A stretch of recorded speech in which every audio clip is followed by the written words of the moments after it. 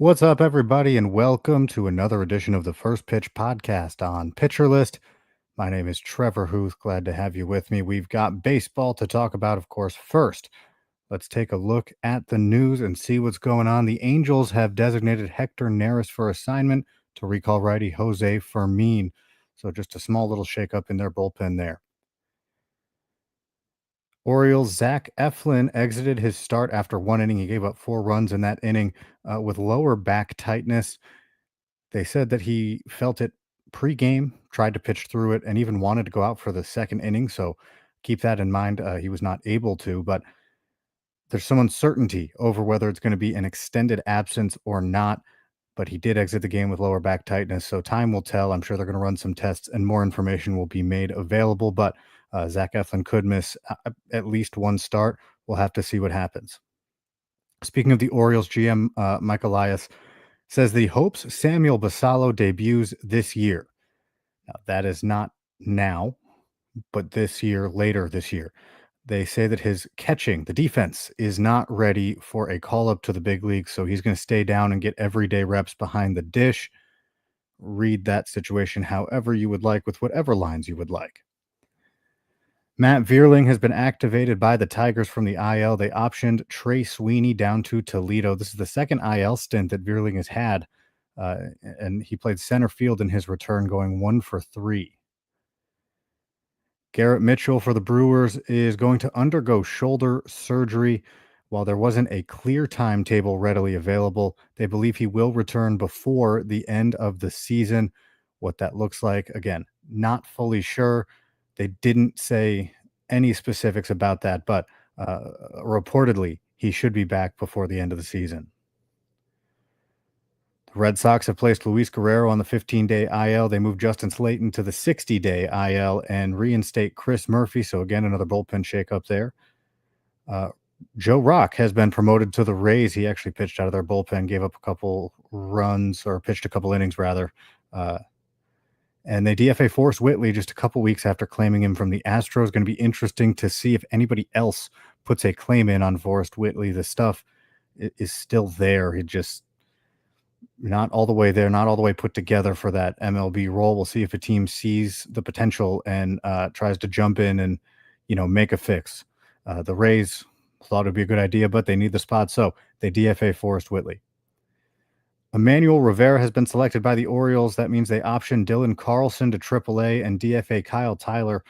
The decision to select Emmanuel Rivera likely linked to Jordan Westbrook's finger injury. Not sure if that indicates any sort of seriousness to it, or if they just want an infielder because Westberg's going to be on the shelf for a few games. But Emmanuel Rivera is up with the Orioles. Update on Jordan Lawler's injury. I had mentioned it in yesterday's podcast. The length of how long he is going to be out is a little bit clearer. He's going to miss weeks. He will be out for weeks, potentially around a month. So he's going to miss some time. Again, just an injury-laden career, unfortunately, for Jordan Lawler, who looked to have a bright future, but has yet to find his footing because of all the injuries he sustained. He is going to be out for an extended period of time now. Jake Fraley for the Reds was placed on the 10-day IL. Seems like that 10-day was more hopeful. He's going to be out for a while, potentially the rest of the season. So don't expect Jake Fraley back anytime soon. Again, I guess wait for confirmation on it, but he could be out for the rest of the year. Robert Gasser for the Brewers is inching closer to his return from Tommy John surgery that he received last season. He'll be out on a 30-day rehab assignment starting on July 10th. So barring any setbacks, the estimated return time would be around mid-August for him if he were to return to that Brewers rotation, which is, already packed as it is. But Robert Gasser is getting closer, just a little bit closer to his return from Tommy John surgery. And finally, in news, Royce Lewis, who sustained a hamstring injury, he has been rehabbing in AAA with St. Paul. He has yet to get a hit over a couple games. He did walk in the game, in his rehab game yesterday, but the idea is that he will be back with the Twins early next week. Tuesday was the day I saw. We'll see how that shakes out. He was looking good. I mean, he had a few game hit streak. He had hit a home run in the last game he played. So hopefully he can regain that footing, and maybe, just maybe, if he can stay healthy, we might see the Royce Lewis we've all been hoping and dreaming about since he showed it to us just that one little flash a couple of years ago. Time to take a look at some hitting highlights. Sean Murphy collects 4 RBIs on a home run and a double. This is his 10th homer of the year. He's hitting 225 again in the timeshare behind the dish with Drake Baldwin.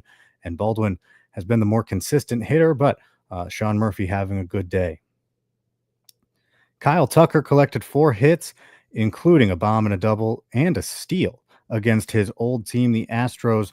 Michael Busch, Nico Horner, and Seiya Suzuki also went deep in the game. This makes back-to-back games for Nico Horner, who's up to 3 home runs on the season, and it seems like he is enjoying the Crawford boxes. Cam Smith also has home runs in back-to-back games. That's 2 home runs in as many games against the team that just traded him in that Kyle Tucker deal. And I guess he's just trying to show them what they missed out on. Great bat so far this year. He was rushed to the majors and had this, adjustment period, but he's been hitting pretty well, especially as of late. Andrew Benintendi went yard for the 10th time this year off Robbie Ray. The solo shot was the only run allowed by either the White Sox or the Diamondbacks, so this was the deciding shot of that game. The Red Sox exploded for 15 runs against the Blue Jays, highlighted by a home run and a double from Wilyer Abreu. Romy Gonzalez did the same thing, home run and a double, and Cedeno Rafaela had a home run as well. Also notable, Roman Anthony collected 3 hits, including 2 doubles. He also had a double in the game before, so that's 3 doubles in the last 2 games. He's still hitting 170, but maybe he's starting to come around from his slow start. I mean, adjustment periods happen.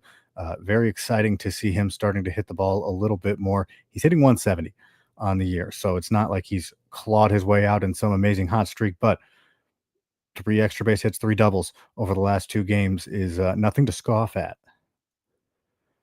Wilson Contreras had quite the day for the Cardinals, hitting a home run, a double, and adding a stolen base, filling up the stat sheet for you. For the Padres, you may call him Gavin Sheets. I'm going to call him an extra base machine. 3 hits, a bomb, 2 doubles in the game. He's hitting 265 with 13 home runs on the year. And, I guess maybe I'm alone on this. I doubt I'm alone on this. Did not see this coming. Gavin Sheets having a fantastic season for the Padres. Freddie Freeman goes 3 for 3 with a bomb and 2 walks on the day. He's hitting 312 on the season, which I guess we should expect from Freddie Freeman, but having another great year. This was his 10th home run of the year. Day of the first baseman, I guess. Talked about a lot of them. I'm going to talk about another one. Vinny Pasquantino collects his 12th home run of the year, also adds a double. Taking a peek at how Jack Caglione is doing, he went 0 for 4 with 3 strikeouts. He's hitting 171 as he adjusts to big league pitching. It has not gone as ideally as many would have hoped, with as well as he was hitting in both AA and AAA prior to the call-up, but this is how it goes. Big league pitching is a whole different animal. Jonathan Aranda reaches 10 home runs on the year with home runs in back-to-back games against Baltimore. He had one in the game before, had one in the game yesterday. So Jonathan Aranda showing off his power in the last couple. Over his last 3 games, Byron Buxton, who has been great this year, has collected 6 hits, including 2 bombs and a double, as well as a pair of steals. He had a home run the game yesterday. He's been great this year. I mean, he's been great. Well, okay, great is maybe overselling it a bit, but he's been very, very good this year, hitting 286 with 19 home runs and 15 steals. I mean, seems like a great guy if you got him at a good price in drafts. Finally, for offense, the Tigers hit 4 home runs. Kerry Carpenter, Gleyber Torres, Riley Green, Zach McKinstry all went deep for Detroit. Looking at some of the starting pitching from yesterday's games, Mike Soroka struck out 5 and gave up just a run over 6 innings. And this comes on the heels of his 10 strikeout performance.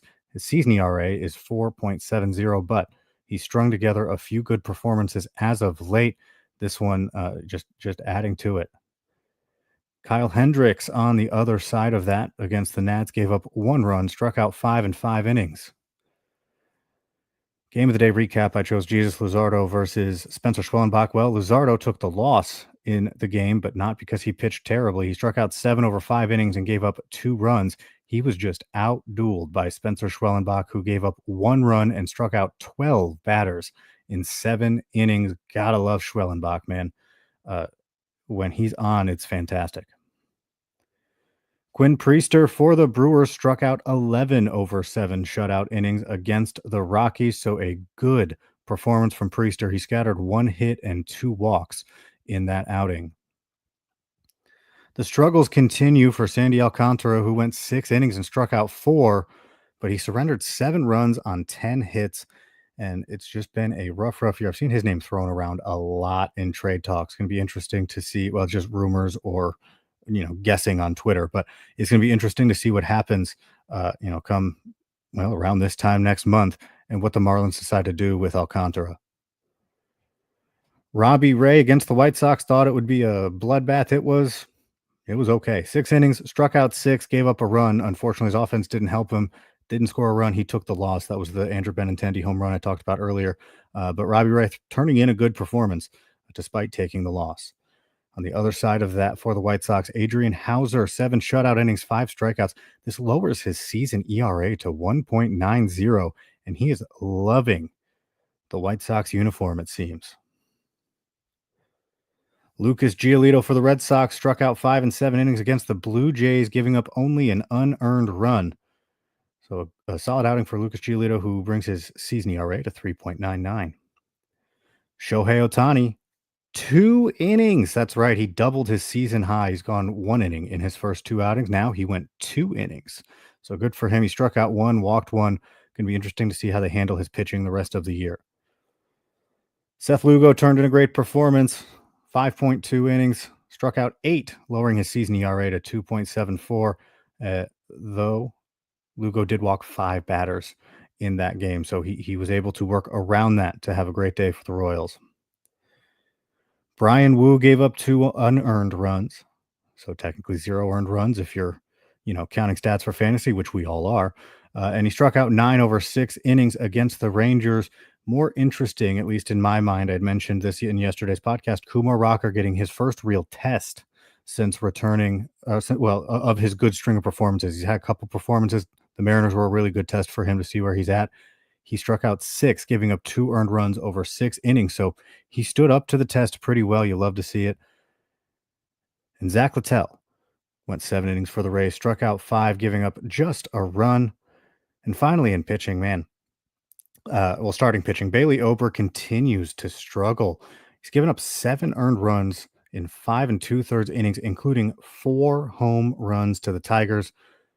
This is 2 outings in a row with 7 earned runs given up. The bigger issue, the more alarming stat when you're looking at it, in the month of June, Bailey Ober has thrown 30 innings and given up 14 home runs. For reference, in the prior month, I believe he gave up 2 home runs. So whatever's happening, batters are getting to their power when Bailey Ober is on the mound. 14 home runs in 30 innings in June is a huge issue and definitely cause for alarm. If you are somebody who rosters Bailey Ober, I'm sure at this point you may have moved on and found a better option. I mean, I would guess listen to Nick Pollock, but I'd almost be at the point where I'm ready to cut ties, despite what we know from Ober, because this is crazy. And if I'm in the thick of things, I'm going to want something better than that. One reliever I want to mention for the Mariners, Matt Brash, struck out 1, walked 1 in a scoreless inning. He has yet to surrender a run over his first 18 appearances since returning from the IL. He has 7 holds and a save, and he would be somewhere in a closing role, if not for the existence of Andres Munoz. And that is unfortunate for Matt Brash, but he has been filling out his role fantastically and has been just great this year. If you're in a saves holds league, he's certainly a guy who can help you out. If you're in just saves leagues, you're just looking at it and going, man, that's really cool. I wish I could have him, because he's not going to get the save opportunities. That's Andres Munoz, but Matt Brash having a great season. With that, we're going to take a look at some of the pitching matchups coming up later today. But first, we're going to take a quick time out here. Once again, my name is Trevor Hooth, and you are listening to the First Pitch Podcast on Pitcher List. And welcome back to the First Pitch Podcast on Pitcher List. My name is Trevor Hooth. Glad you're with me. We've talked news, we've talked hitting, we've talked pitching. Now let's talk a little bit more pitching. Let's see what we got coming up today. Few names that I have pulled out, taking a look at the probables. Frankie Montas held his own against the Braves, going 5 scoreless innings. That was his first game back. He has his second game back against the Pirates, which is a good matchup for him and definitely one that I would be interested in. Taj Bradley going up against the Orioles. He's coming off a scoreless effort against the Royals, and historically this season, the Orioles have been a pretty good matchup for pitching as well. So definitely keeping an eye on how Taj Bradley does in that game. Marcus Stroman is going to return to the mound and take on Luis Severino and the A's. Not somebody I would recommend streaming for any reason, but just a notable return to that Yankees rotation as he toes the rubber at returning from the IL. Going to be watching Chad Patrick from the Brewers. Can he turn it around against the Rockies? Patrick has given up 13 runs over his last 3 starts with 22 strikeouts in 15 innings. So the strikeout numbers have been good still, but it seems like teams are getting to him a little bit more than they had been early in the season. Going to be interesting to see how he does. I mean, the Rockies is a great matchup for him. I would definitely have him, and I would certainly trust him at least to get you some strikeouts. But he's been trending in the wrong direction, which is not what you want to see. But he's still giving you a little bit again with those strikeouts. And finally, matchup of the day: Tigers versus Twins. Tarek Skubal versus Chris Paddock. Obviously, Tarek Skubal is interesting for all the reasons that make up Tarek Skubal. Don't need to get into that one. But Paddock, I don't know, man. I mean, he's been on a roll. He'd been pretty good up until his 8-run outing a couple weeks ago. He's regained that a little bit, but it is a tough Tiger offense. The Tigers historically have not done well against arms like this, at least in my summation of how things have gone. So could be a good one for Paddock. Still a rough matchup for him. Think it could be good though. Skubal versus Paddock. That is my matchup of the day. And with that, don't forget to check out pitcherlist.com. We have our top 100 pitchers, our top 100 hitters. We have all the reliever lists that come out courtesy of Nick Pollock, Scott Chu, and Rick Graham, respectively. So make sure to check that stuff out, along with the great content that is coming out constantly from our wonderful and smart writers at pitcherlist.com. And make sure to sign up for PL Pro. Join the Discord. You can talk directly to the smart PL writers that are around there. And you can also talk to me. I don't consider myself one of the smart PL writers, but I do exist in that Discord. And I would love to talk to you. We talk baseball constantly there. So sign up for PL Pro if you haven't. And with that, I will see you guys next week as Jake Crumpler will take over the podcast once again tomorrow night, or tomorrow rather. And I appreciate you joining me. This has been another edition of the First Pitch Podcast on Pitcher List.